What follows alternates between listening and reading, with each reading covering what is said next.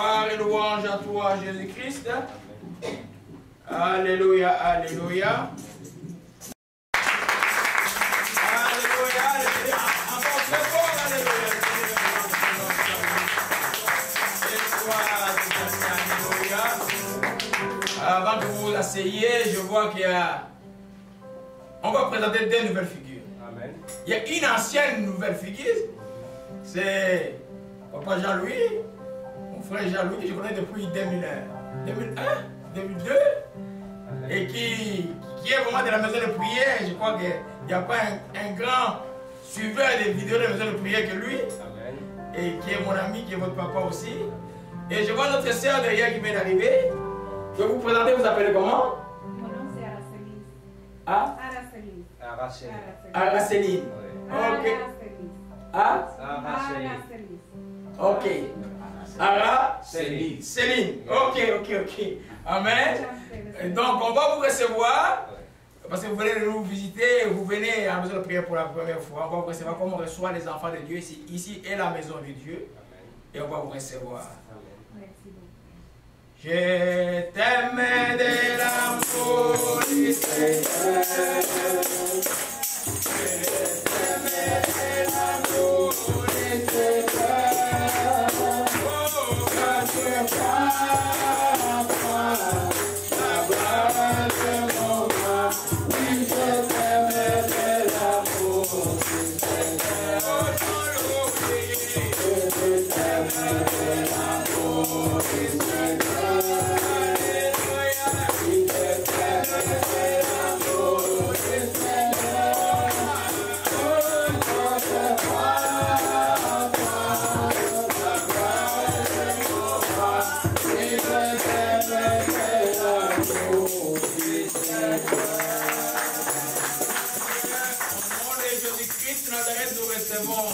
Nous recevons Jean-Louis dans cette maison de prière au Père.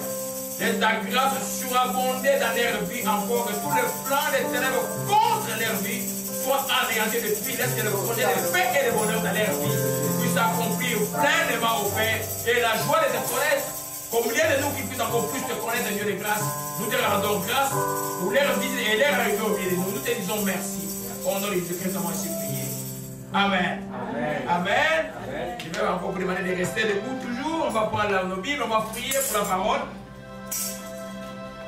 Alléluia. Amen. Nous prions, Père Céleste.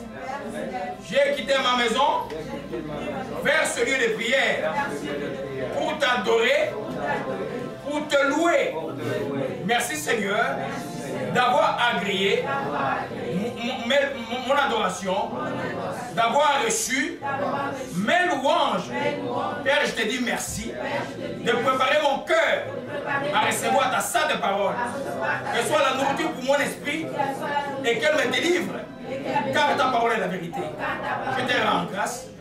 Au nom de Jésus-Christ, je t'ai ainsi prié. Amen. Amen. On peut s'asseoir. Alléluia. Gloire à Dieu. Alléluia. Benjamin, juste. Nous continuons l'enseignement que nous avons commencé depuis 3 semaines sur les fruits de l'esprit. C'est au singulier, qu'est-ce que la Bible appelle les fruits de l'esprit? C'est ce que le Saint-Esprit vient manifester à partir du cœur des croyants, que les gens doivent voir, que ceux qui sont de l'extérieur doivent voir. C'est un seul fruit, nous avons vu, mais il se manifeste en plusieurs tranches, c'est comme une orange. Alléluia. Je suis un peu revenu, j'insiste beaucoup sur l'amour, parce que l'amour est comme le fruit principal. Parce que vous comprenez bien le français, hein? Oui. Ok. L'amour est le fruit principal que les chrétiens doivent manifester. Alors, je me posais la question, je vais aller vite, l'Esprit dit non, reste encore sur l'amour. Vous savez qu'il y a un enseignement sur le site qui est de 24 heures sur simplement que c'est quoi l'amour agapé. Je reviens un peu sur cet enseignement un peu en profondeur pour que nous comprenions que la Bible dit que le fruit c'est l'amour. L'amour ça veut dire quoi? Parce que les gens ici dans le monde, l'amour croient que c'est faire du bien à celui qui t'a fait du bien, ou aller embrasser les gens et dire j'aime se tenir comme ça, là où aller au parc, aller s'asseoir. Mais ce n'est pas de ça que je parle. Je parle de l'amour agapé, je parle de faire du bien de tout son cœur à l'autre et ne jamais vouloir du mal à l'autre. Alors Paul nous donne une définition un peu pratique de cet amour dans 1 Corinthiens chapitre 13 que nous allons voir. Mais allons d'abord dans Galates 5 pour nous choquer dans l'enseignement. Je vais donner le micro à Sœur Merveille aujourd'hui. Alléluia. Prends le micro. Alléluia. Tout nous lit Galates 5 verset 22. Alléluia. On s'excuse, on s'ajuste un peu avec, il faut que l'automatisme avec les instruments entre. Ça ne devait pas être. Parce qu'on laisse tout régler. Quand on arrive, on fait qu'allumer. Donc, régler tout. Quand on arrive dimanche, c'est simplement pour démarrer. On n'a plus le temps d'arranger les choses. Donc, personne ne va toucher après nous ici. Alléluia. Oui, Moïse. Pour. C'est quoi? Mais le soleil ne marche pas? Oui, ça marche. Ça va, l'autre ne marche pas. S'il vous plaît, on regarde du temps. Okay. Galates 5, verset 22. Oui. J'ai la parole du Seigneur Jésus-Christ. Oui. Mais le fruit de l'esprit, c'est l'amour, la joie, la paix, la patience, la bonté, la bénignité, la fidélité, la douceur, la tempérance. Alléluia. Vous voyez là que le fruit, il est au singulier. C'est-à-dire que c'est un seul fruit.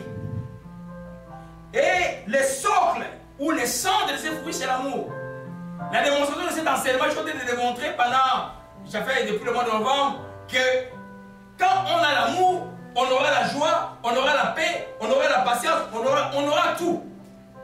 Parce que l'amour, c'est un don qui vient de Dieu. Quand tu as reçu Jésus, Jésus est venu en toi avec l'amour. Mais il faut maintenant l'exprimer.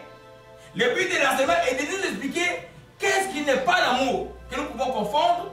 Parce que 1 Corinthiens 13 dit, de ces trois choses demeurent la charité, et l'espérance, la foi et la charité. La plus grande de tous, c'est la charité ou l'amour. Donc c'est l'amour qui va t'amener au ciel. Alléluia. Les dons, on les aime. La puissance, on l'aime. Et les guérisons, on les aime. Mais le plus qui va nous amener à voir Jésus, c'est quoi? C'est l'amour. Donc toi, comme enfant de Dieu, si tu ne fais pas attention, tu risques de rater. C'est pourquoi il y aura des grincements des dents à la fin des temps. Tout message dans cet âge, dans toutes les églises véritables en Jésus-Christ, sont centrés sur le retour de Christ. Tout nous enseigner pour que les gens soient prêts. Parce que le moment où il vient, nous ne connaissons pas. Regarde, ils vont vous surprendre, ceux qui étaient là à la mort de Bruno. Vous connaissez les papas qui avaient un peu raboué, tous les pasteurs qui étaient là, et le président de la communauté. Hier, je dors chez moi, je me réveille à 22h, je les rêve. Et là, il me dit, non, pasteur, je ne vais pas faire long. Hein. Intervient, mais ne fait pas plus de 20 minutes. Quand je me réveille, je vais sur Facebook, on m'annonce sa mort. C'est mon collègue de l'université.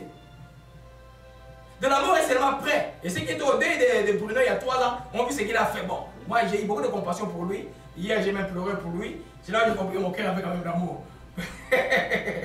Alléluia. C'est quand tu vois quelqu'un qui t'a fait du mal, mourir, que tu souffres, tu pleures pour lui, tu comprends que tu as l'amour. Alléluia. Donc le but de l'enseignement, c'est de réveiller notre cœur pour que nous sachions c'est quoi exactement l'amour. Alléluia. Allons dans 1 Corinthiens chapitre 13. Alléluia. 1 Corinthiens chapitre 13. Amen.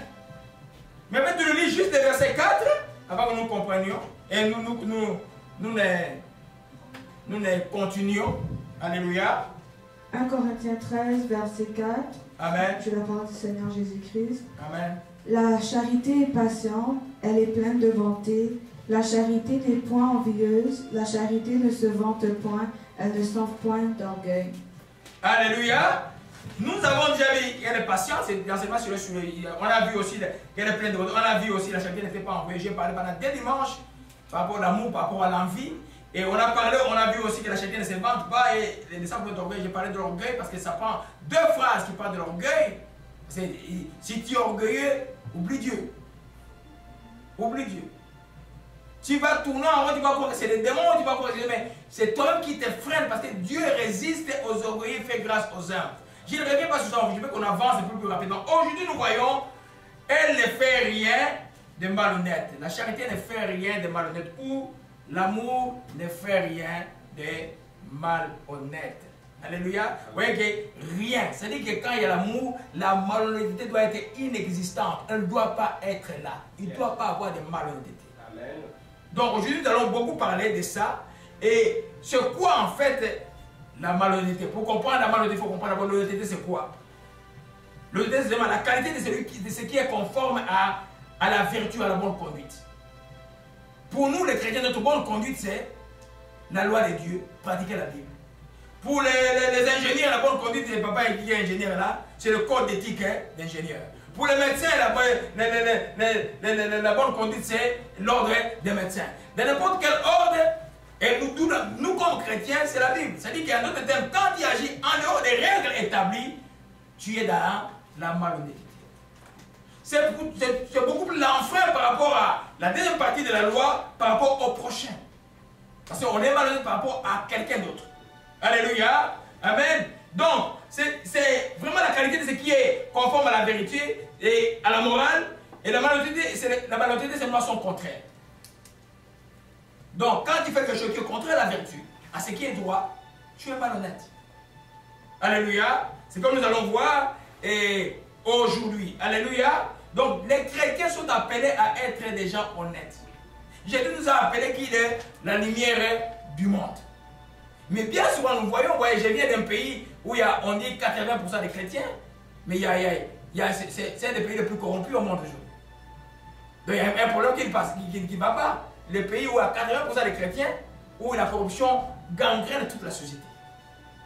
Nous comprenons que c'est une matière importante parce que quand tu es malhonnête, tu es contre la loi de Dieu, tu es donc contre l'amour de Dieu. En d'autres termes, Dieu ne te verra pas. Donc, une personne malhonnête ne fera jamais du bien à autrui, fera du mal à autrui. Alléluia. C'est pourquoi la Bible dit que l'amour ne fait rien de malhonnête. Rien. Ne pratique pas ce qui est malhonnête, ce qui est contre l'éthique, contre la morale chrétienne, contre la conduite chrétienne.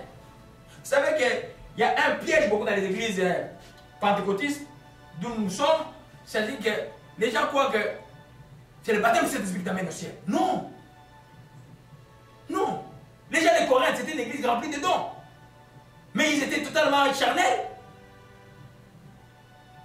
Il y avait beaucoup de reproches que Paul a fait à Corinthe, que partout ailleurs, parce que les gens confondaient d'être remplis de Saint-Esprit avec la bonne conduite. Ce que j'ai dit là, tout chrétien qui soit rempli de Saint-Esprit ou pas, tu dois pouvoir le produire. Tu dois pouvoir démontrer l'amour en toi. Parce que quand on est baptisé du Saint-Esprit, ce n'est pas pour aller au ciel, c'est pour le service de Dieu sur la terre. Mais pour aller au ciel, on doit démontrer que Dieu est en nous par le fruit du Saint-Esprit en pratiquant ce qui est honnête. Alléluia. Nous comprenons bien. Donc, celui qui est malhonnête se conduit mal par rapport à la parole de Dieu. En bref, c'est ça. Amen. Dans la société. Et aucune société du monde ne peut tolérer les gens malhonnêtes. C'est pourquoi les juges sont là. Quelqu'un qui prend ton histoire et puis qui te trompe, qui fraude, qui fait il se retrouve où? Il se retrouve en justice, on les condamne. La même chose dans la justice de Dieu, quand nous marchons dans la malhonnêteté, on a un problème. C'est quelque chose que les chrétiens doivent pratiquer et puis les parents chrétiens doivent enseigner aux enfants depuis qu'ils sont petits. N'initiez jamais un petit enfant à un quelconque mensonge. Non, les enfants, vous devez les éduquer, quel que soit le prix que vous payez, dans l'honnêteté. Alléluia. Donc c'est ce que je voulais dire à l'introduction aujourd'hui. Donc c'est celui qui est malhonnête, il est immoral. Il ne respecte pas les règles établies. Alléluia. Mais pour respecter les règles établies, tu dois connaître c'est quoi les règles établies de la chrétienté. Que Satan ne vous accuse pas aujourd'hui si vous faites un peu de mal, vous faites de malhonnêteté, que vous ne valez rien. Non, le but de l'enseignement c'est simplement de reconnaître ses fautes et de se repentir, de cesser d'être malhonnête car Jésus revient. Regarde cet ami-là. Il n'y a pas 3 ans qu'il a fait scandale à un deuil de frères. Aujourd'hui, ce matin, il est mort. Je me posais la question, je n'étais pas bien hier toute la soirée. Pour comprendre la vie, il faut être prêt tout le temps. Amen. Pour ceux qui aiment les dictionnaires, ceux qui aiment le français, et il y a beaucoup de synonymes, la cannerie, la déloyauté, quand on est déloyal, quand on est escroc, l'escroquerie, c'est aussi la malhonnêteté. Quand on a mauvaise foi, c'est aussi la malhonnêteté. Tu veux faire quelque chose, mais tu le fais de mauvaise foi. Et la tricherie, la malversation pour dans les finances, les corruptions en Afrique, les gens qui vont corrompre, c'est toujours la malhonnêteté. Malheureusement, il se trouve les chrétiens là-dedans, mais Dieu dit que l'amour ne fait absolument rien de mal. Même quand on t'accuse. J'ai béni Dieu que j'ai connu des frères, j'ai connu des hommes dans ma vie, parce que je suis lâché par eux, qui malgré l'oppression, malgré qu'on les a fait du mal, ils sont restés honnêtes et ils ont gagné le combat de l'honnêteté. Parce que quand tu es honnête, Dieu est de ton côté. Ils peuvent tout faire, t'accuser dans les tribunaux, mais quand tu sais que toi tu es dans les droits chemins, tu vas gagner le combat. Je vais raconter une histoire familiale, je pensais pas raconter ça. Mon père en 1974, il était comme, on l'appelle chef de district à l'époque, c'était comme ça, sous-régional, des trucs comme ça. Et puis, tout le monde était parti, il était des gens sous-régionaux de la G-Impère et dans les sous-régions du Congo, on appelle le Congo aujourd'hui. Et puis, tout le monde était parti à un congrès des impairs, je ne sais pas, quelque part, en fait, il restait comme l'autorité de la ville. Et le comptable en a profité pour voler l'argent qui avait dans les caisses. Alors, là, on vient arrêter mon père. On dit, c'est toi qui es l'autorité, c'est tellement le comptable, quand il a volé, toi aussi, tu étais dans le coup. On a arrêté papa. Et évidemment, comme il était un homme honnête, il avait beaucoup d'ennemis, parce que là, on l'a eu. Papa a fait longtemps en prison, mais il est resté honnête dans la prison. Vous savez que mon père a vu Jésus apparaître dans la prison. Lui dit, demain tu vas sortir. Sans jugement, il est sorti, et il est sorti bombardé de double garde, et comment, garde comme on dit, et il était plus gradé qu'il était en prison. Il a passé 6 mois. Nous comprenons ça, mes bien-aimés. Donc, l'honnêteté est quelque chose de tellement important. Parce que nous, comme enfants de Dieu, j'ai dit que nous sommes la lumière du monde. On ne peut pas être, nous, objet de scandale pour le monde. On doit être des gens à qui le monde se réfère. Quand ils ont des problèmes, ils disent, ah, voilà un chrétien, voilà une chrétienne, je vais me référer en lui.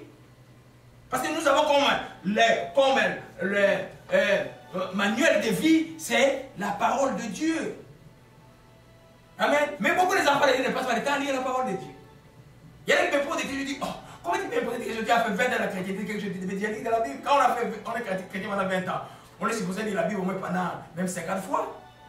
Le moins que je peux lire, au moins le lire pendant 50 fois. Hein? Parce que tout se trouve dans la Bible. Alléluia. Donc, c'est ça que nous voyons aujourd'hui, c'est la malhonnêteté, c'est pour ceux qui aiment beaucoup les Grecs, c'est les mots grecs, c'est dit askemo ou askemeo dans la conjugaison, on peut dire simplement agir d'une manière malséante, d'une manière déshonorante.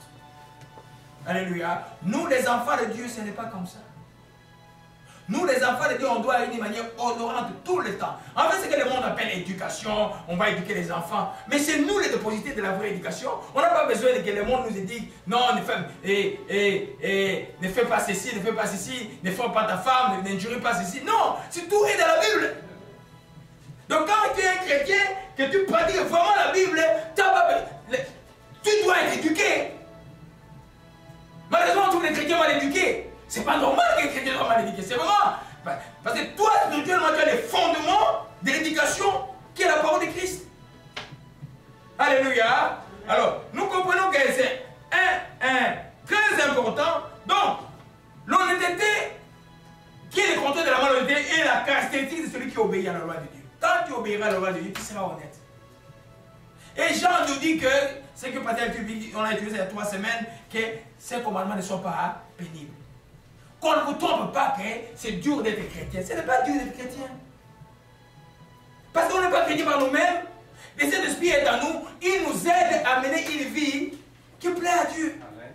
Le problème pour tous les chrétiens, c'est qu'ils veulent eux-mêmes faire leur volonté. Et puis le Saint-Esprit lutte contre toi. La doctrine dit, c'est pas ça que tu dois faire. Et tu sais, une guerre, tu n'as pas, tu manques de paix. Tu trouves que c'est dur. Mais si tu te laisses aller simplement parce que le Saint-Esprit dit, quand il s'agit d'un trouble, par exemple, vous êtes en conflit quelque part, pardonne, tu pardonnes de tout ton cœur. Parce qu'il y a des gens qui croient que quand on pardonne, on a la paix. Non, c'est un acte de foi. Tu pardonnes par la foi. Il est écrit, je dois pardonner. Seigneur, je pardonne, je pardonne. Et tu commences à bénir la personne. Tu bénis la personne et puis tu vas trouver la paix après. Parce que si tu pardonnes, par exemple, si tu ne bénis pas la personne après, tu ne trouveras jamais la paix. Si tu pardonnes et puis tu parles de la personne à gauche et à droite, tu ne trouveras jamais la paix. C'est comme si tu allais blesser la plaie qui était cicatrisée. Alléluia. Parce que quand nous pardonnons, nous devons bénir la personne. Jésus, lui, il a mis la barre très haute. C'est quoi? Vous connaissez? Faites du bien à quoi? À vos ennemis.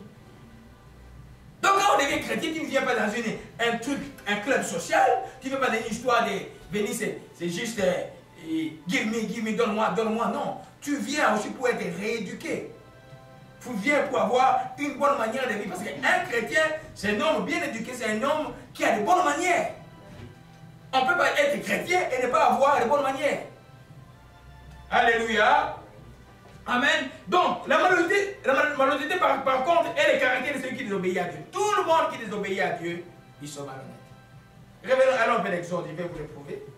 Exode 20. Je n'avais pas prévu ça. Exode 20. Gloire à Jésus-Christ. Exode chapitre 20, verset... lis-nous le verset 13 à 17. Exode 20, verset 13 à 17, je la parole du Seigneur Jésus-Christ. Tu ne tueras point, tu ne commettras point d'adultère, tu ne déroberas point, tu ne porteras point de faux témoignages contre ton prochain, tu ne convoiteras point la maison de ton prochain, tu ne convoiteras point la femme de ton prochain, ni son serviteur, ni sa servante, ni son bœuf, ni son âne, ni aucune chose qui appartienne à ton prochain. Alléluia. Donc quand quelqu'un fait tout ce qui est contre la loi là, il se trouve dans la malhonnêteté. Dans son comportement quelque part, il va faire semblant de faire le chrétien, mais il fait le mal. Donc il brise les règles du jeu. Les règles du jeu de Dieu pour nous, que nous ne pouvons pas tuer, nous ne pouvons pas commettre l'adultère, nous ne pouvons pas dérober, nous ne pouvons pas faire de faux témoignages. Et pourtant, il y a des chrétiens qui font des faux témoignages sur les gens, qui mentent sur les gens. Et ils sont à l'aise, et puis dimanche, ils vont louer Dieu. Mais Dieu les regarde, pas pour ce genre de louanges. C'est une abomination. C'est une abomination. Tu ne peux pas faire mentir sur quelqu'un. Les chemins quand on a fait le mal, c'est confesse ton péché et répands-toi avant de lever les mains vers Dieu. Tu ne peux pas lever les mains vers Dieu si tu n'abandonnes pas les mal que tu fais. Dieu ne regarde pas ça. Il y en a qui vont en forçant des jeûnes, en forçant des prières, en faisant des nuits de prière, et en demeurant désobéissant et malhonnête que Dieu va écouter. Non, tu perds le temps. Tu perds le temps et puis tu perds l'énergie. C'est pourquoi les gens vont tomber dans les sectes, vont tomber avec des magiciens et puis quelque chose m'a dit, ah, Dieu a quand même répondu à ma prière, malgré que je suis méchant, donc je vais continuer un peu dans ma méchanceté. C'est une erreur très grave. Alléluia. Dieu aussi n'est pas venu nous compliquer la tâche, donc il veut nous rendre la tâche légère avec la parole de Dieu. C'est pourquoi il y a l'ancien qui est le nouveau caché et le nouveau qui est l'ancien révélé. Quand tu le comprends, tu vis tranquillement. Alléluia. Donc nous comprenons que les malhonnêtes et la malhonnêteté est une caractéristique de celui qui désobéit à Dieu. Alléluia. Donc celui qui est malhonnête est nécessairement contre la loi de Dieu. Donc ne plaît pas à Dieu. Alors quand tu es contre la loi de Dieu, tu es aussi contre l'amour. C'est vrai que l'accomplissement de la loi de Dieu, c'est quoi? C'est l'amour. Alléluia. Toute la loi que vous voyez, tout ce que vous voyez ici, là, soit l'accomplissement, c'est l'amour. C'est pourquoi quand on vous enseigne l'amour, on va la chose la plus profonde. C'est pourquoi c'est comme la tranche principale du fruit de l'esprit. C'est l'amour. Alléluia. Prenons un peu pour prouver cela. Romains 13, merveille. Gloire à Jésus-Christ. Hier, j'ai pleuré. J'ai dit, j'étais triste, je pleurais, j'appelais Moïse. Tu connais le papa avec lequel il est mort. Et pourtant, il y avait toutes les raisons du monde de ne pas pleurer pour cet homme-là. Je me suis senti comme si je n'ai pas travaillé dans la communauté. Je me suis dit comme si je devais gagner tout le monde que je n'ai pas gagné. Je ne sais pas s'il allait au ciel. Je ne sais pas s'il s'est repenti entre temps.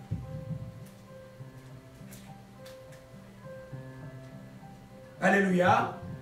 Romains chapitre 13.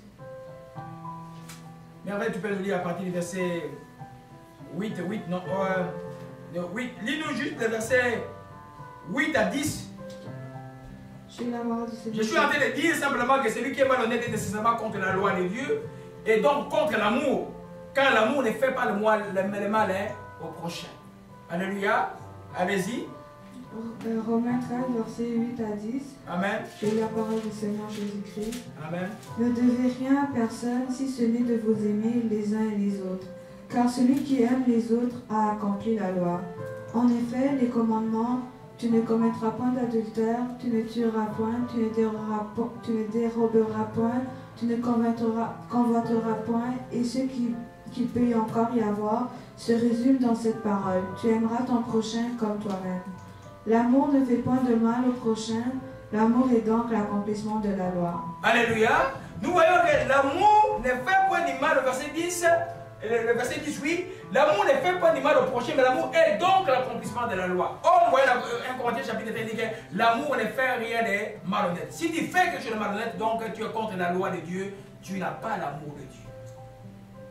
Tu es disqualifié devant Dieu. Alléluia. Amen. Donc, nous comprenons que c'est tellement important que, comme enfant de Dieu, même quand vous qui êtes évangélistes demain, Amen. Il y a des évangélistes demain. Alléluia. Quand vous allez gagner les âmes, hein, n'enseignez pas d'abord les gens la puissance de Dieu. Enseignez d'abord les gens l'amour. Parce que dans le monde, il n'y a pas d'amour. Il y a une fausse idée de l'amour. Alléluia. Dans le monde, l'amour, c'est l'amour par intérêt, c'est l'amour éros. Ou peut-être c'est l'amour juste l'amitié, par intérêt. Alléluia. Mais en Dieu, c'est autre chose. Je vous dis que charnellement, la chair souffre quand on parle de l'amour. Parce que la chair n'aime pas l'amour. La chair aime le go soi-même. N'aime rien faire qui puisse plaire à l'autre. Mais l'Esprit de Dieu dans le cœur veut que nous fassions quelque chose. Même du bien à ceux qui nous font du mal, à nos ennemis, Jésus a enseigné. C'est pourquoi Jésus, par ta grâce, a envoyé le Saint-Esprit. Quand il dit que Jésus est mon Seigneur, le Saint-Esprit est en toi, il s'appelle aussi l'Esprit d'amour. C'est-à-dire tu dois manifester cet amour, tu ne dois pas être malhonnête. Alléluia. Des fois, les circonstances vont te pousser, mais non, toi résiste. Nous allons voir un peu comment on peut devenir malhonnête dans quelques minutes. Alléluia. Mais toi résiste, tu es enfant de Dieu. Le mot persévérance et résistance, elle est chrétienne. Pierre dit, même dit que vous n'avez pas pu résister jusqu'au sang comme le Seigneur. Alléluia. Résister, ce n'est pas simplement à ceux qui sont emprisonnés comme en Inde ou à partout dans les pays où on maltraite des chrétiens, mais aussi à toute forme de tentation qui vient de faire devient malhonnête parce que tout le monde autour de toi est malhonnête. C'est la période des impôts. Tout le monde fraude les impôts, toi tu vas frauder. Non, tu es enfant de Dieu, tu es chrétien. Alléluia. Parce que tout est. Tu vois, Jésus a parlé c'est pas dit. A parlé de ce. Il y a un symbolisme qui m'est venu à l'esprit qui m'a échappé. Un peu de levain fait lever la pâte. Donc le lait, c'est pas un peu. Vous connaissez le levain? On fait avec la pâte, du pain. Vous voyez un peu? C'est petit, hein? Quand tu mets ça dans la pâte va gonfler pareil. Et vous allez avoir le pain. La même chose, comme ça avec le péché, même la malhonnêteté. Ne dis pas que, moi, j'ai la joie, moi j'ai la paix, moi j'ai la maîtrise de soi. Mais je vais être un peu quand même malhonnête à cause de ce que je vois ici, les fils qui me dérangent tout le temps. Non! C'était un petit mal que tu fais. Le mal grandit toujours. Je disais à quelqu'un, quand tu constates que quelque chose est mauvais, tu as le choix de le laisser, mais si tu le laisses, tout ce qui est mauvais finit par la destruction. Soit tu as le choix de quoi? De le couper, de tourner vers le bien. Tout ce qui est mauvais, tu laisses un peu de malhonnêteté, ça finira par te détruire demain. Donc, je sais que souvent les chrétiens ne vont pas faire de grandes choses, ils ne vont pas tuer, ils vont faire des petites choses par rapport au gouvernement, par rapport aux lois et par rapport à quelque chose. Mais non, tu es enfant de Dieu d'abord. En partout, tu es enfant de Dieu. Donc, tout ce qui est malhonnête, ouvre une porte au diable. Et elle va te déranger demain. Elle va grandir et elle va te déranger demain. Donc, derrière la malhonnêteté, vous allez voir qu'il y a toujours deux choses cachées. Amen. Quand vous voyez quelqu'un de malhonnête, quelqu'un qui ne tient pas parole, ou qui fait des choses qui ne sont pas bien, il y a toujours deux choses cachées. Les mensonges et les désirs de nuire. Partout, il y a quelqu'un de malhonnête comme ces dirigeants qui sont au Congo aujourd'hui. Il y a toujours les mensonges et les désirs de nuire. Alléluia. Le désir de nuire. C'est-à-dire que quand il est... Alors, dites-nous, le père des mensonges, c'est qui? C'est le diable. Le père des mensonges, c'est le diable. Toi, un enfant de Dieu, ton père, c'est la vérité. Tu dois demeurer dans la vérité. Pas de mensonges. Il y a les mensonges et le désir de nuire. Je vais prendre un texte, une histoire. 1 Roi 21, verset 8 à 9. Amen. 1 Roi 21, verset 8 à 9. 1 Roi 21, verset 8 à 9. J'ai eu la parole du Seigneur Jésus-Christ. Et elle écrivit au nom d'Achab des lettres qu'elle scella du sceau d'Achab, et qu'elle envoya aux anciens et aux magistrats qui habitaient avec Naboth dans sa ville. Voici ce qu'elle écrivit dans ces lettres. Publia un jeune, placez Naboth à la tête du peuple. C'est ça? Oui, allez-y. Oui. Veux-tu au verset 10? Il mettait en face de lui deux méchants hommes qui déposeront ainsi contre lui. Tu as maudit Dieu et le roi, puis menez-le dehors, lapidez-le et qu'il meure. Alléluia. L'histoire, c'est quoi? C'est-à-dire qu'il y a Naboth qui avait son champ qui était à côté du palais royal, sa ville plutôt, à côté du palais royal. Et le roi Akab, méchant qu'il était, commençait à envier cette ville-là. Et puis il a fait le malade chez lui. Mais sa femme qui avait l'esprit de Jézabel, donc, et l'esprit de contrôle sur lui, et puis qui dominait en fait sur le royaume d'Israël, il lui dit, mais c'est toi qui es roi d'Israël? Il dit, moi je vais faire quelque chose pour te donner ça. Donc ils ont fait un complot, ils ont accusé Naboth d'avoir maudit le roi et maudit Dieu. Donc en Israël, c'était, quand quelqu'un le fait, il fallait le lapider, on l'a lapidé injustement. Vous voyez là que c'était un homme malhonnête. Sa femme était malhonnête. Ils avaient quoi? La méchanceté et le désir de nuire tout le temps. Dans vos compagnies, dans vos vies, quand vous constatez que quelqu'un est malhonnête, c'est celui qui se dit chrétien qui est malhonnête, il faut être prudent. Il faut être prudent. Parce que quelqu'un ne peut pas dire chrétien et être malhonnête. J'ai donné dans ma jeunesse chrétienne, il y a quelque chose qui en fait, quand il m'a donné la vision de prière, c'est ça qui. C'est pourquoi j'ai dit non, je ne suis pas les gens là. J'ai vu des gens venir à l'église et puis ne pas s'attendre, aller prier à l'intercession ensemble. Donc, ils sont à l'intercession ensemble, ils ne s'attendent pas. Ils prient tous les deux à l'intercession et puis ils viennent à l'église, ils ne se saluent pas. Et puis il faut le faire en sorte pour les faire réconcilier. Et j'ai dit au pasteur à l'époque, en 1994, j'ai dit, mais chasse-moi ces gens de l'église. Moi je viens du catholicisme, mais je comprends ces choses-là que le pardon, un chrétien ne peut pas. On ne peut pas vivre avec les manques de pardon dans le cœur. C'est la malhonnêteté. Donc, ils viennent à l'église. C'est des gens qui viennent salir l'église. Un enfant de Dieu, le pardon, c'est mandatoire, comme on dit en anglais. On ne peut pas discuter. Peut-être que tu ne sais pas comment pardonner. Demande-les, on va t'apprendre comment pardonner. Mais tu dois pardonner. On ne peut pas vous faire à soi. Ah, excuse-les simplement. Excuse-les. Non, moi, je ne vais pas l'excuser. Je vais l'excuser. Mais quand tu fais ça, Dieu n'écoute rien de ta vie. Ta prière ne passe pas. Et quand il fait semblant maintenant de parler aux gens des chrétiens, aux gens qui ne connaissent pas Dieu de Jésus, tu es malhonnête. Mais tu vas amener les gens et ils vont découvrir que tu es malhonnête. Ça va être comment? Alléluia. Amen. Nous, comme enfants de Dieu, nous devons savoir une chose, que les mensonges et les désirs de nous ne peuvent pas être dans nos cœurs. Ceux qui sont malhonnêtes les font. Alléluia. Jézabel a fait cela, il a menti, et puis ils ont tué les justes. Et Dieu est venu prononcer une malédiction pour toute la famille. Alléluia. Amen. Donc nous comprenons maintenant, mes bien-aimés, que l'amour ne fait rien de malhonnête. Ne fait rien par rapport à la bonne conduite. Il faut connaître la bonne conduite. Il faut lire la Bible. Notre bonne conduite, c'est par rapport à la Bible. Quand vous comprenez, je suis content quand les enfants qui sont loin, par exemple, m'appellent pour dire, il a lu la Bible, il n'a pas compris. S'il n'y a pas quelque chose qui me fait la joie, quand quelqu'un m'appelle, qu'il a lu la Bible, il n'a pas compris. Ou il fait que je donne une explication sur la Bible. Parce que tout le temps que nous sommes chrétiens, Dieu nous a, en fait c'est comme un piège que Dieu nous a tendu. Il nous a donné ça, ça nous délie. Si nous ne lisons pas, nous ne connaissons pas sur quels critères nous allons être honnêtes. Comment nous allons marcher selon la loi de Dieu. Alléluia. Il y en a qui disent aujourd'hui, ah, nous sommes dans la grâce, donc la loi de Dieu est passée. Non, la loi de Dieu, elle est éternelle. Nous avons vu que l'accomplissement de la loi, c'est l'amour. Donc l'amour est passé? Non. L'accomplissement de la loi, c'est l'amour. Donc quand on dit loi de Dieu, c'est toute parole de Dieu qui sort, c'est un décret. Il ne faut pas confondre la loi lévitique avec toute la parole de Dieu. Oui, les cérémonies lévitiques, c'était pour les Juifs. Mais il y a toute la Bible là qui est pour toi, pour que tu puisses marcher honnêtement sur cette terre des hommes. Et c'est pour ton bien, c'est pour ta bénédiction. Alléluia. Amen. Nous comprenons cela, mes bien-aimés. Alléluia. Dans les domaines sportifs, les gens qui sont dans les dopages, c'est la malhonnêteté. Alléluia.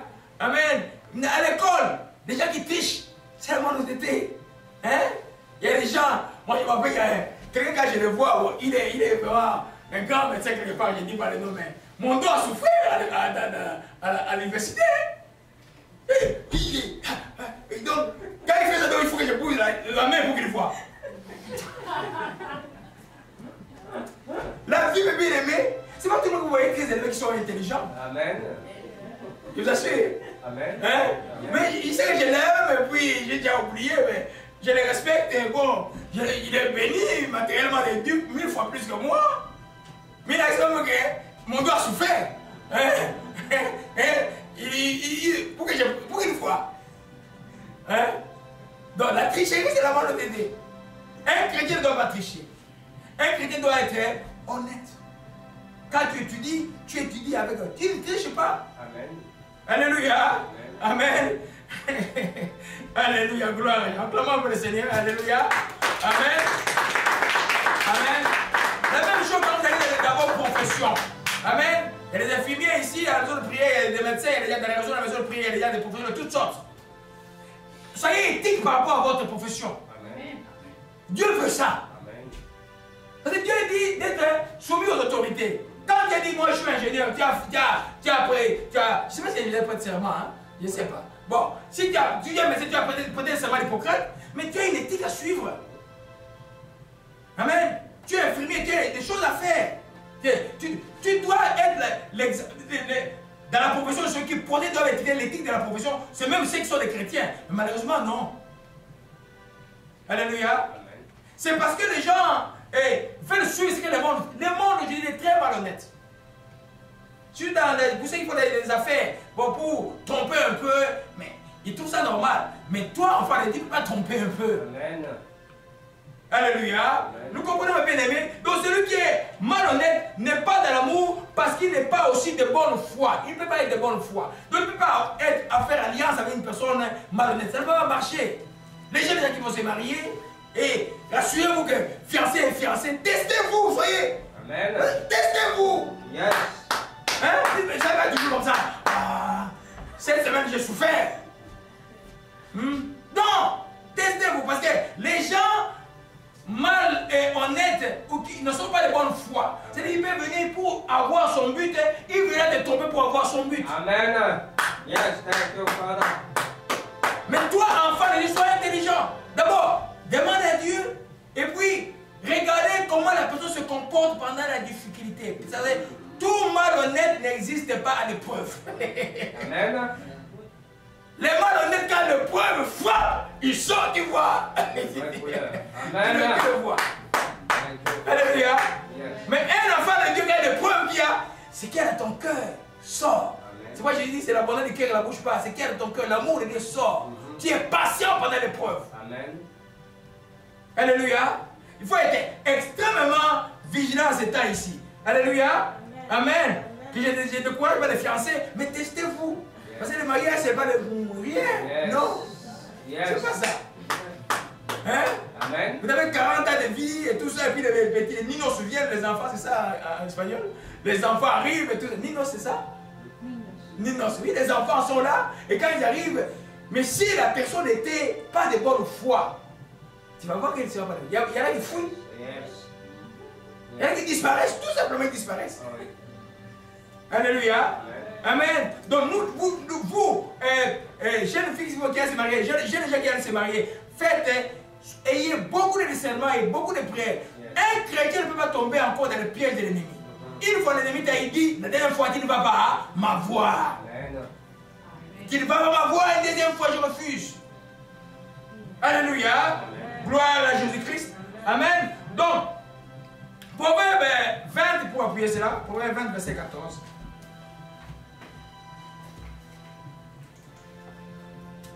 Vous savez, moi j'aime dépassionner les mariages et les fiançailles des enfants pour leur dire la vérité.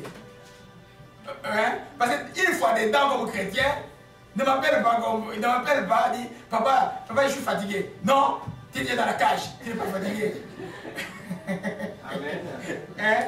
Non, parce qu'effectivement, il y a des gens qui sont malins, qui prennent des gens au piège.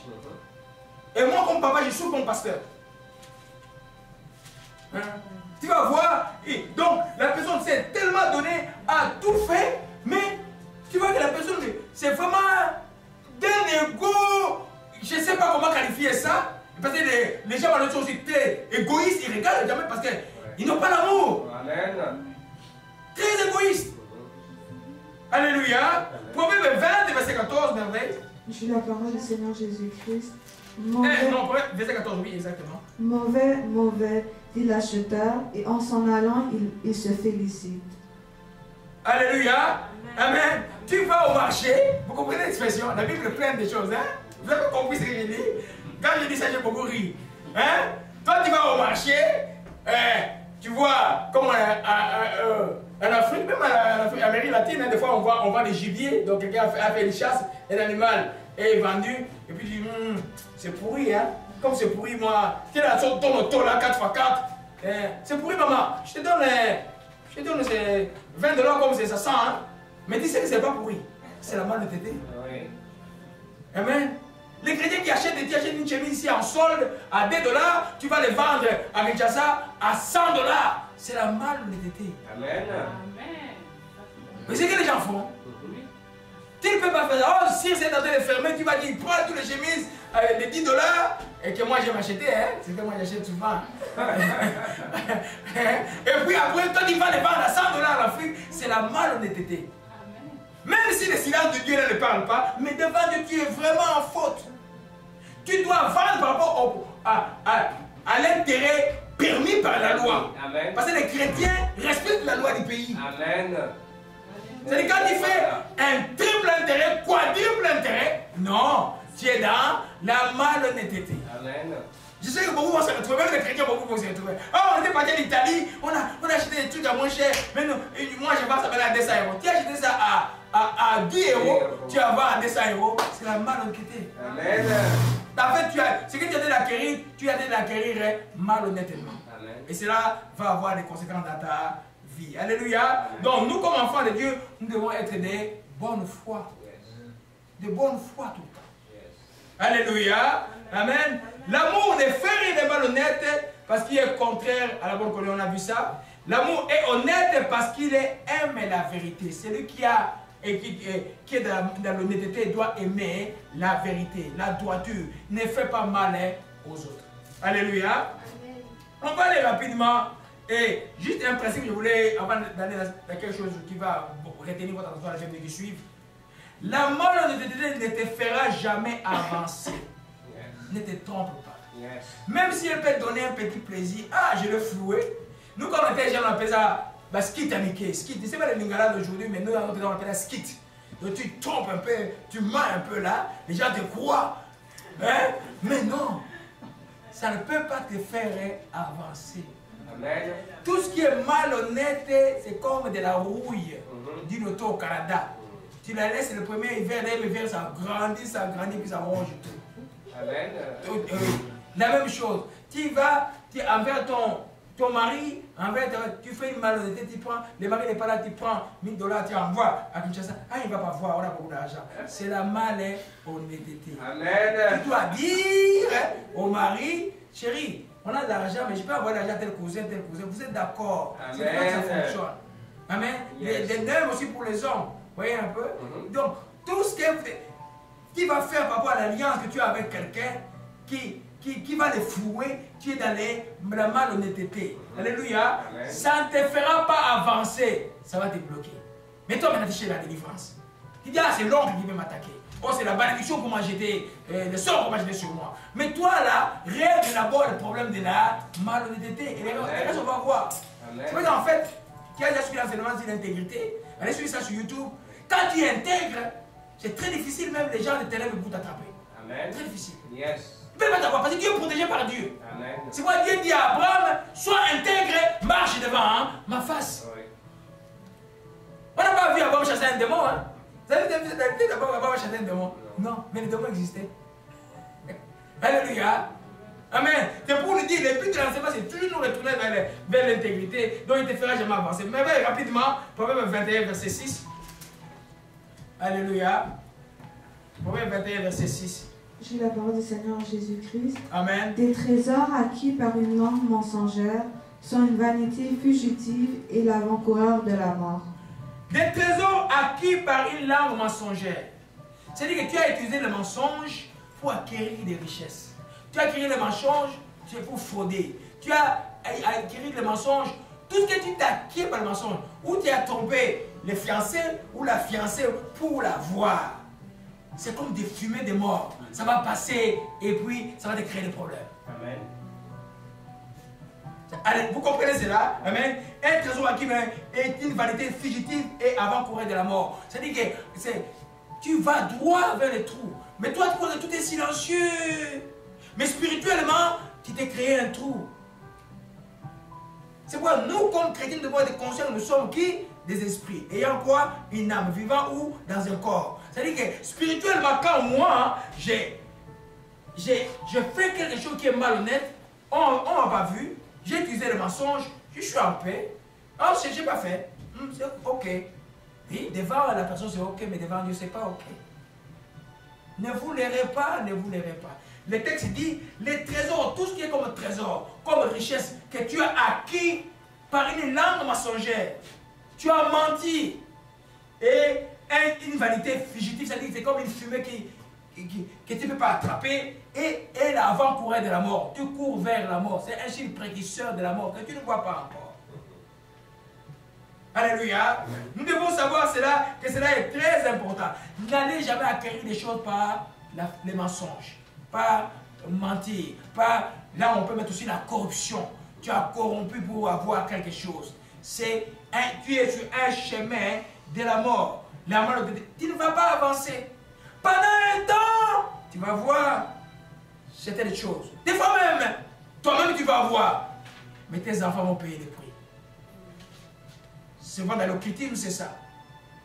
Dans l'occultisme, les gens qui sont des francs-maçons, qui sont dans des cancars, et ils voient. Ils ont déjà sacrifié la progéniture. Alléluia. Tout ce qui est malhonnête ne donne pas de fruits. Je vais rapidement dans Proverbe 20, verset 17, merveille, je le lis. Proverbe 17, verset 21. Un autre texte qui nous montre que la malhonnêteté ne te fera jamais avancer. Alléluia. C'est pourquoi l'amour ne peut pas être malhonnête. Alléluia. Proverbe 17, le pain du mensonge est doux à l'homme, plus tard dans sa bouche est remplie du gravier. Est-ce que nous comprenons cela? Amen. Je pense je vais lire dans français courant. Je m'excuse. Alléluia. Je vais lire dans français courant rapidement. Alléluia. C'est pourquoi résistez les enfants, résistez les adultes. Si tu mentais, arrête. Ça ne sert à rien. Plus tard, ça va être comme du gravier. Les graviers, vous connaissez c'est quoi? C'est des petites pierres. Ouais. Qui peut manger? Faites une expérience. Quand on est dit, essaie de manger une petite pierre dans la bouche. Ça fait mal aux dents. Alléluia. Donc je vais le lire rapidement. Gloire à Jésus-Christ. Que son nom soit béni. Je lis dans le français courant. Proverbe 20, verset 21. 17 plutôt. Proverbe 17, verset 21. 20, verset 17. Amen. Au premier abord, la nourriture volée est une délice. Au premier abord, quand il vient de toucher ça, c'est comme une délice. Mais ensuite, c'est du gravier plein dans la bouche. C'est ça qu'on appelle le pain des mensonges. Quand tu mens, tu as dit, je l'ai eu. Tu viens d'où? Non, je l'ai eu dans quoi là? Non. Ok, ça va. Ok, ça va. Et puis demain, pouf, il y a une grossesse. Oh, il y a un problème. Oui, il y a un problème. Mais moi, j'étais en voyage combattu enceinte. Vous savez qu'un des facteurs, une des choses qui m'a conduit à ma conversion, quand j'étais médecin, j'ai fait beaucoup d'avortements. Et puis un jour, une dame bien habillée est venue dans mon cabinet pour que je fasse l'avortement. Habituellement, j'ai demandé à l'infirmière de faire les tests, et puis je fais l'examen clinique, et puis je donne rendez-vous. Et puis je demande si tu es marié, parce que la loi du Congo c'était défendu, je demande si tu es marié, viens avec ton mari. Mais elle était tellement bien présentée, tellement toute calme. J'étais même pressé, j'ai dit, mais madame, passe à la clinique à l'IMT, j'ai dit chinois, des chinois, j'allais apprendre aux médecins qui venaient de la Chine, un peu certaines choses. J'ai dit, passe à la clinique chinoise là-bas, et puis je vais faire ça dimanche en plus. Je dis, je vais dimanche. C'était dimanche. Et puis dimanche, je viens, et puis à 10h là, tout en training, et puis j'entre là-bas, je prends mon blouse, et puis je fais l'avortement. Mais quand je commence à faire l'avortement, elle m'avait menti. C'était pas un bébé de quelques semaines, c'était un bébé de 5 mois. Je commence à dire des petits pieds, des petits... J'étais fâché, à l'époque j'étais très violent. Je dis, ça m'a pris presque 1 heure, j'ai tout fait parce que là il faut vraiment éviter qu'il y ait une hémorragie après. Malheureusement, je suis rentré le soir, on était avec le papa de Kevin assis chez mon oncle là, en train de parler d'autre chose là, on a oublié tout ça. On voit l'infirmier venir, à l'époque il n'y avait pas de téléphone. Il dit, docteur, la femme est en train de mourir là-bas à la clinique. Le sang. On l'a pris de la voiture jusqu'à l'hôpital général de Kinshasa, là, de la salle d'op. Et on a fait le curage et tout, on a sauvé cette femme. Écoutez l'histoire. 2 ans après, j'étais chez mon oncle toujours, dessus là, une autre manguier là. J'étais assis. Et puis, on arrive là, tout le monde, les jeunes médecins, les vieux médecins, les vieux du quartier étaient là, comme on le dit en Afrique. Et les gens venaient me voir. Et puis, une personne me dit, ah, il y a une dame qui veut te voir. Je suis là-bas, c'était elle. Je dis, madame, venez. Je dis, oh non, je suis venu récupérer mes bijoux. Parce que quand je fais ça, j'ai dit à la fille, prends tous ces bijoux là. Parce que j'ai gaspillé beaucoup d'argent pour elle. Donc, j'ai gaspillé plus qu'elle avait payé. Alors, j'ai pris ces bijoux, j'ai donné ça à une cousine. Quand le pays dit, madame, tes bijoux là, mais j'ai déjà donné à une cousine ici là. Mais le monsieur qui est derrière là, qui vient, c'est qui? Oh, c'est mon mari. Mais dis-lui de venir. Oh non, qu'il ne vienne pas, qu'il ne vienne pas. Alors, j'ai dit, madame, tu sors d'ici vite là. Donc, il a voulu me créer le problème. Vous voyez un peu?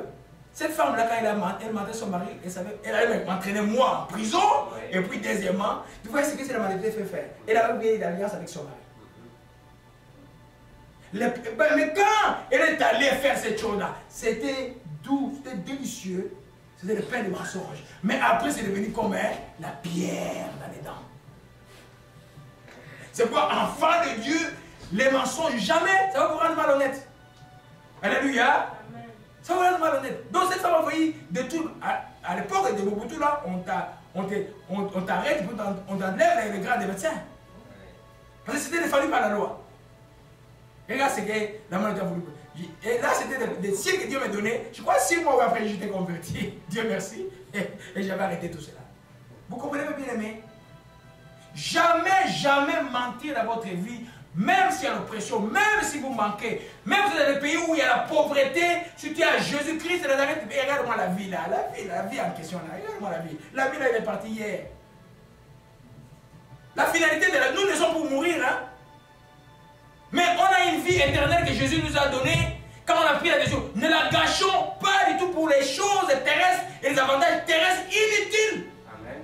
Inutiles alors, inutiles. Amen. Alléluia. Amen. Gloire à Jésus-Christ. Amen. Donc nous comprenons ça peut être doux, mais ça finira pas. Quand on est malhonnête, tu peux paraître comme un jongleur. Oh, je disais jongler. Ah, tu te coupes comme un petit roi, tu tombes tout le monde. Mais un jour, hein, on va t'arrêter. Amen. Même les criminels qui tuent des gens qui se cachent, on finit toujours par les arrêter parce que la vérité triomphera toujours. Et la vérité pour ceux qui marchaient dans l'amour. Amen. Alléluia. Amen. Gloire à Jésus-Christ. Que son nom soit béni et soit exalté. Alors, juste pour terminer cet enseignement, je ne voulais pas venir en profondeur. Il y a un enseignement plus profond que ça sur ça dans l'amour agapé sur YouTube. Vous pouvez aller suivre ça. Je voulais juste parler succinctement pour aller rapidement avec le fruit de l'esprit. Comment on peut devenir malhonnête? Il y a des gens qui étaient bien et ils peuvent devenir malhonnêtes. Parce que ce monde qui nous entoure, ce n'est pas notre monde. Nous sommes étrangers dans ce monde. Nous sommes des ambassadeurs de Christ. Si nous cessons de l'être, le monde va nous influencer. On va devenir. J'ai vu ici, là, des enfants étant encore petits, des pasteurs ici, là, en train de mentir des histoires avec des lettres sociales, mentir des histoires à gauche. J'ai vu ça ici dans cette vie.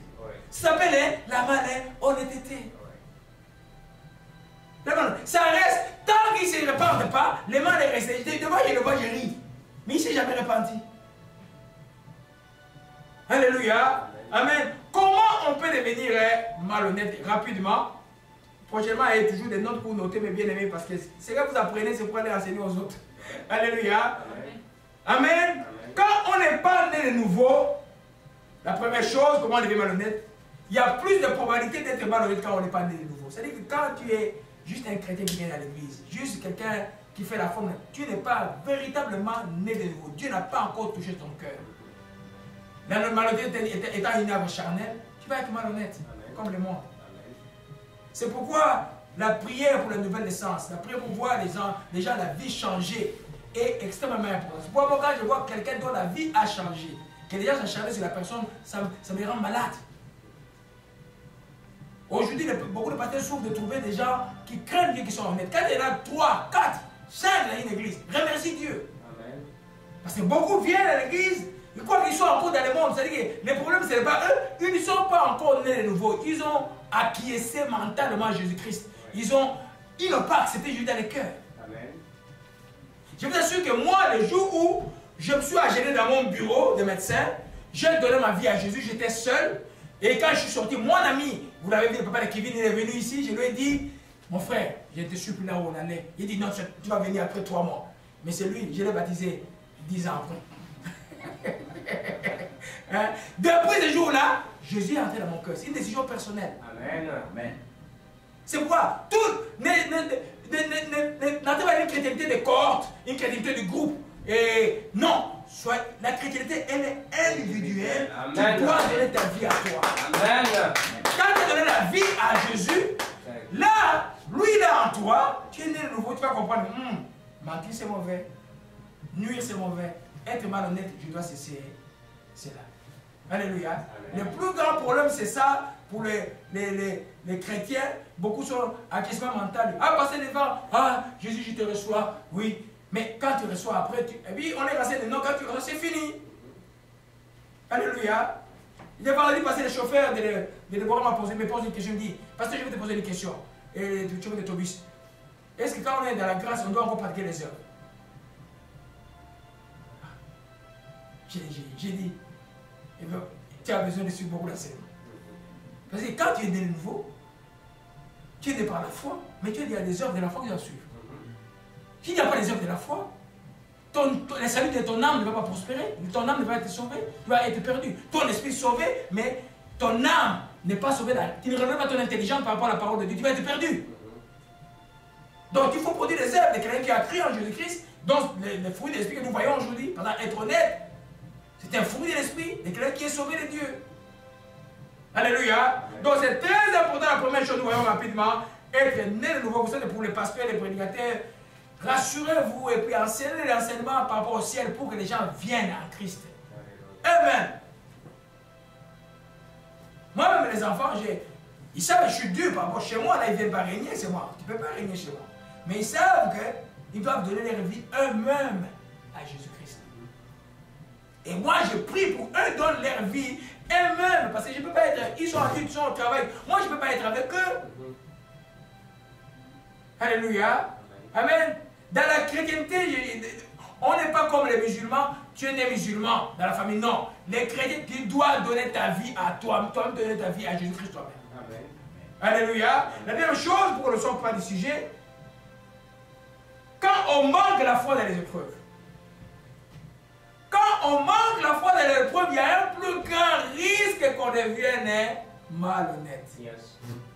Qu'on mente devant les bourreaux, qu'on mente devant les gens, qu'on mente parce que l'épreuve est très très forte.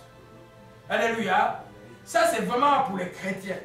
C'est pour pendant l'épreuve, nous devons garder la foi et nous devons garder notre cœur plus que toute autre chose. Nous ne sommes pas conduits par les épreuves.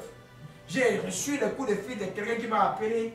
J'ai dit, mais oh, ça c'est ma fille qui a grandi avec, que moi j'ai fait grandir en Christ ou pas? J'ai écouté. J'ai dit, bon, je t'écoute. Mais tu ne dois pas faire ça. Je vais te rappeler ton histoire. Enfin, je rappelle l'histoire aux gens. Regarde d'où tu viens.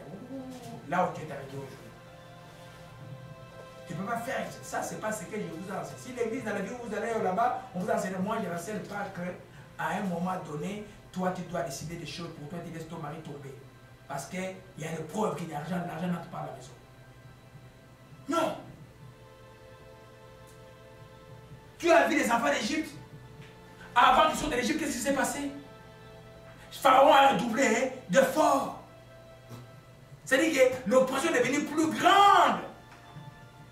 Satan sait que s'il augmente l'oppression sur les enfants de Dieu, ils vont tendre la main vers l'iniquité. Toi, résiste à ça. Tu pleures par la souffrance. Moi, je pleure à cause de toi. Parce que les grâces que cet enfant a eues, beaucoup de gens ne l'ont pas eu. Qu'un enfant que vous allez éliminer, que moi Dieu me montre en vision, je viens, je vous la maison des femmes à la porte, hey, vous allez faire quelque chose, ne le faites pas. Voilà, Dieu donne un enfant. L'enfant maintenant de 16 ans, vous allez faire à cette... Qu'est-ce que tu vas faire à cet enfant-là? Quand je priais, c'était comme un voile qu'on avait mis. Ah, papa, pardonne-moi.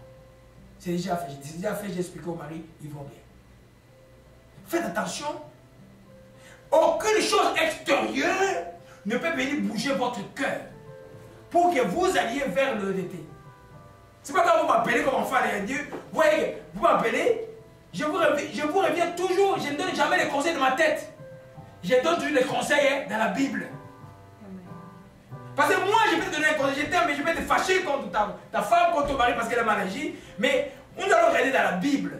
Et j'ai deux conseils, vous savez qui m'appellent ça, je reviens toujours à la Bible. Parce que moi, je peux me donner un conseil par rapport à mes sentiments. Je n'ai pas mon avis sur la chose. Mon avis est-elle l'avis de Dieu? Non. Mon avis de maintenant, l'avis de Dieu, c'est conforme à la sainte parole de Dieu. Là, je peux te donner un conseil. C'est pour dire simplement, dans l'épreuve, pour mes frères qui souffrent partout ailleurs, ne devenez pas méchants à cause de l'épreuve.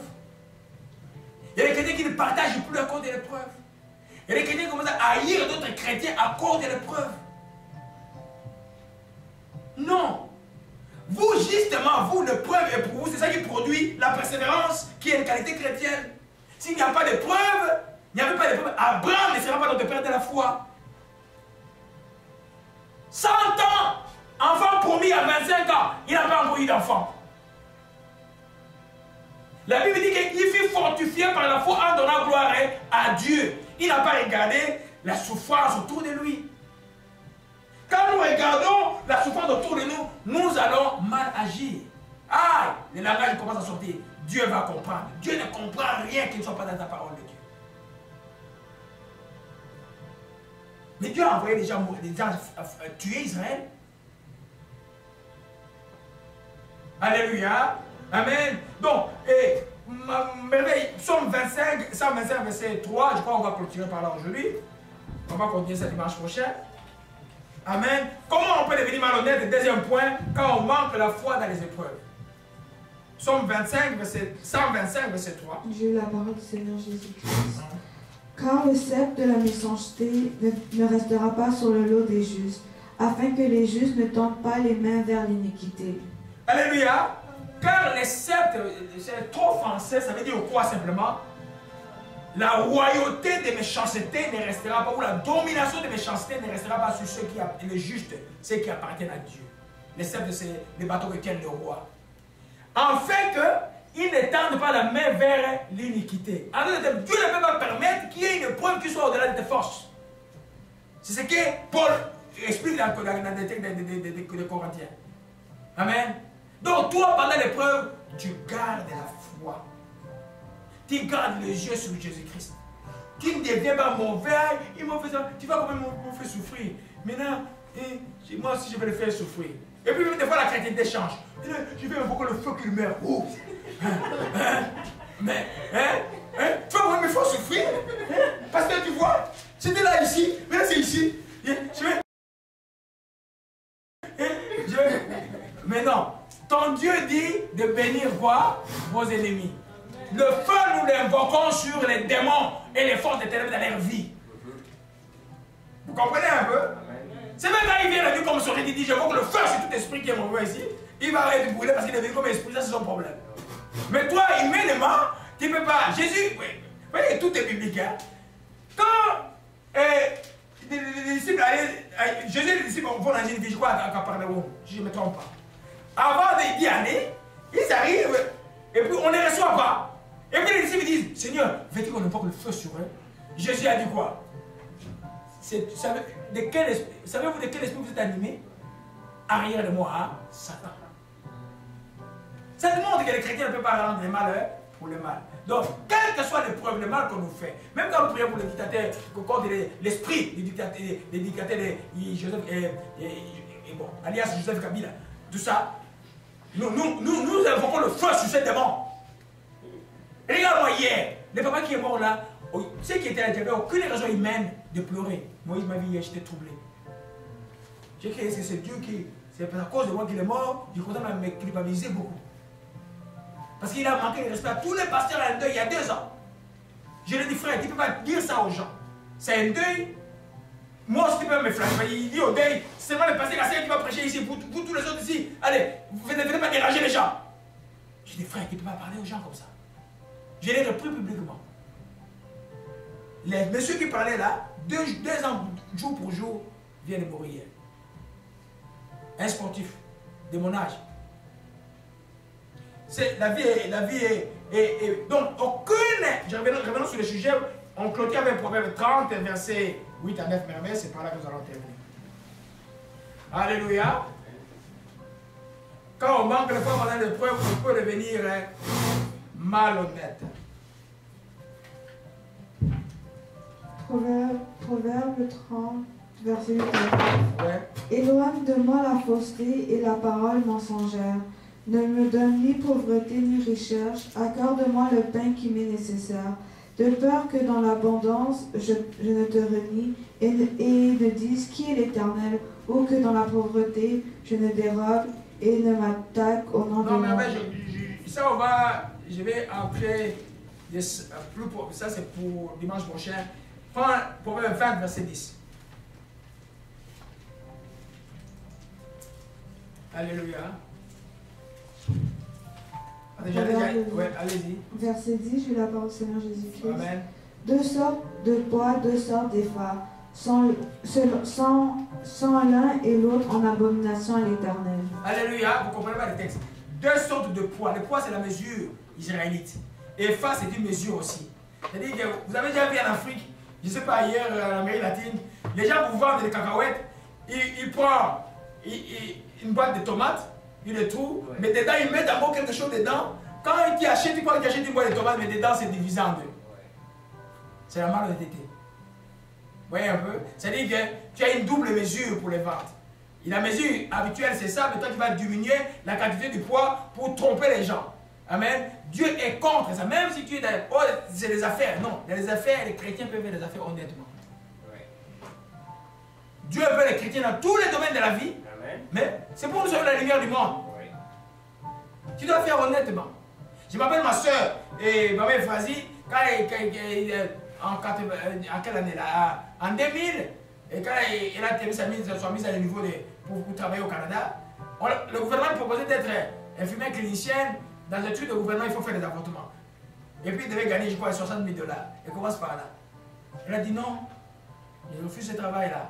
Monsieur, je refuse parce que moi, je ne peux pas être là où faire des avortements. Vous comprenez un peu? Mais quelqu'un de Dieu dit, ah, c'est le Canada, Dieu va comprendre. Moi, je vais seulement assister. Non! Tu ne vas pas seulement assister, tu y participes. En fait, quand tu ne dis pas, dimanche, je vais beaucoup parler de ça. Quand tu ne dis pas non, par exemple, comme au Congo, là, tu te lèves, tu ne dis pas, ni même verbalement, qu'est-ce que Hippolyte Kagame et Kabila a fait, c'est mauvais. Mais tu participes à cela. On ne peut pas accepter quelqu'un qui tue les gens qui marchent pacifiquement. C'est pas normal. Tu peux dire, moi je suis pasteur, ah non, je vais prier pour tout le monde. Non, mais il va dire d'abord, toi là, arrête de prier. On va prier pour toi, mais arrête de tuer. Alléluia. Les doubles mesures là, Donc tu vends et tu trompes le prix. C'est comme les gens qui achètent des habits ici à $2, on vend à $100 en Afrique. C'est de la malhonnêteté. C'est ça, deux sortes de poids. C'est une abomination devant Dieu. Dieu veut que les enfants de Dieu soient justes et honnêtes. Alléluia. Amen. Dimanche prochain, on va continuer avec le troisième principe et comment on devient malhonnête. Quand on poursuit les richesses terrestres, quand on a l'amour de l'argent, chrétien ou pas chrétien, on va devenir malhonnête. Parce que l'amour de l'argent, c'est la racine de tout le mal. L'argent, doit être un bon serviteur, pas un bon maître. Alléluia. L'argent doit être sous le pied des enfants de Dieu, pas sous la tête des enfants de Dieu. Amen. On ne peut pas, tu aimes l'argent, tu adores l'argent, tu seras malhonnête. Alléluia. On va voir aussi dimanche prochain par une mauvaise compagnie. Ah, moi je suis chrétien, mais tu sais, moi je suis intellectuel. Hein? Tu t'assois tout avec tous les gens malhonnêtes, tu causes avec les gens malhonnêtes, tu marches avec les gens malhonnêtes. Petit à petit, la malhonnêteté deviendra normale à tes yeux. Les mauvaises compagnies corrompent les bonnes mœurs. On va voir ça dimanche prochain. On va aussi voir, et quand on a une notion lointaine de Dieu, il y a beaucoup de chrétiens, leur Dieu est lointain. Mais ils ne savent pas que Dieu est dans eux. Dieu est dans toi. Quand tu sais que Dieu est dans toi, tu ne fais pas le mal. Mais pour eux, Dieu, il est lointain. Il regarde de loin. C'est une fois que c'est pourquoi les gens deviennent malhonnêtes. Ils disent là, Dieu va comprendre ou Dieu ne voit pas. On va parler, il y a beaucoup de versets merveilleux que la Bible parle de ça. On va parler dimanche prochain. Alléluia. Seigneur, nous glorifions ton nom. Nous te rendons grâce encore. Merci encore pour ce que tu nous as appris aujourd'hui par rapport à l'amour qui n'est pas malhonnête. Toi qui as suivi cet enseignement là où tu es, qui me suis en ligne là où tu es, si dans ton cœur, à cause de l'oppression, à cause des gens, tu as fait des choses malhonnêtes, qui ne plaisent pas à Dieu, qui sont contre la loi de Dieu, là où tu es simplement, viens devant le trône de grâce. Demande pardon à Dieu en disant, Père, je te demande pardon pour tout péché de malhonnêteté que j'ai commis dans ma vie. Je renonce à tout esprit de manque d'amour, à tout esprit de malhonnêteté dans ma vie. Désormais, par la grâce de Dieu, au nom de Jésus-Christ, je vais marcher honnêtement devant ton Père Céleste et devant les hommes. Père, je te dis merci encore de m'aider. Que ton nom soit loué. Au nom de Jésus-Christ. Je t'ai ainsi prié. Amen. Acclamons le Seigneur. On va louer la Dieu. 5 minutes.